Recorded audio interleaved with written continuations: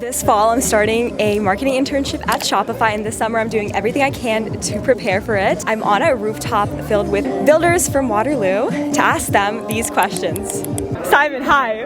What's something that you built so far that you're proud of? Okay, so this is actually inspired by Julia herself. I made a LinkedIn video for Shopify, and I made it like half with AI and a half with video editing skills. And then I was proud of it because it's my first time doing anything like that.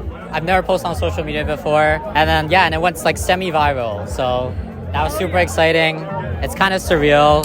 Yeah, so in the last year, I've been working on building a retro handheld game console from scratch. So we did all the electronics, all the hardware ourselves, and now we're ready to sell them. So we're opening up a Shopify store to sell our merch at first, and then we're going to also do our actual consoles on it after. I would say probably my first company I started. It was the first time I actually got out of my shell and started a company. It was a bubble tea company. I was selling 1 liter bubble teas for people to consume, kind of like chocolate milk, where you have it in your fridge and you can just kind of pour yourself a glass whenever you wanted. It did pretty well, like at least with the community, I was able to sell a decent amount. But it was my first leap into entrepreneurship, and I've always wanted to do that, so I was really proud of myself for taking that leap. I did a skateboarding video in Waterloo because I listened to the song ABBA, or Waterloo by ABBA, and I thought it was like a really cool skate song for some reason. So then me and a friend just went around Waterloo just like shooting skate videos. I've seen it, it's really good. This is Ali. Okay, Ali, what's something in AI that excites you and also scares you? What scares me is that the more you know you don't know. And I know so little about it. And then when I talk to the people that like build it, they also feel like they know so little, and that's kind of terrifying, but it's also the thing that's the most exciting. I think the thing that's the most exciting though is like, as someone who did not grow up programming, aside from like my personal websites or like my MySpace pages, I can still use it, I can still do it. The thing that excites me the most is definitely using it to like help people. So the one thing that like kind of came up in my mind is like medical stuff. I feel like it will save a lot of lives, but at the same time, if we put all of the medical data into AI, I also don't know what people are going to do with those data. So it's definitely scary and also exciting at the same time. I'm excited about the efficiency aspect of it. I think that like, at work when I'm coding with it can be really, really helpful.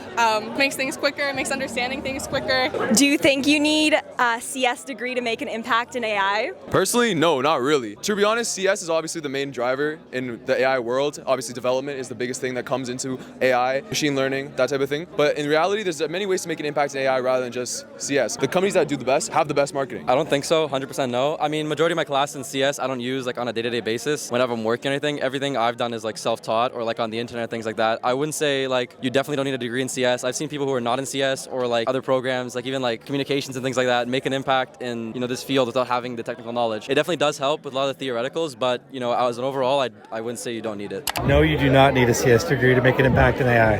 Why is that?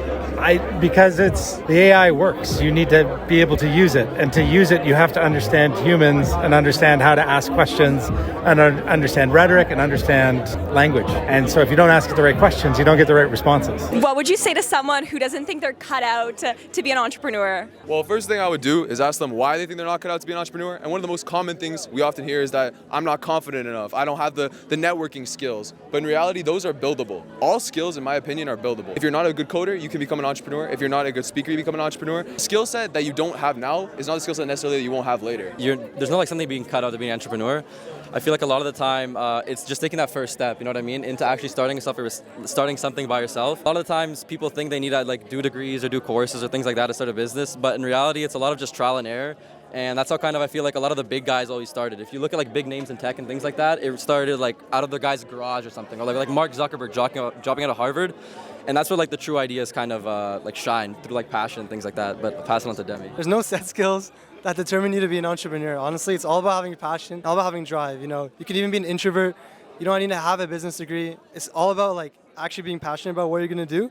And that'll honestly lead great to things 99% of the time. Everyone feels like they're kind of out of place. I feel like ultimately building together is the most fun. And so when you're kind of in a group, you kind of get to realize, like, you're talking to people and they're like, oh, I didn't know I could do this. And then 3 years later, here I am, right?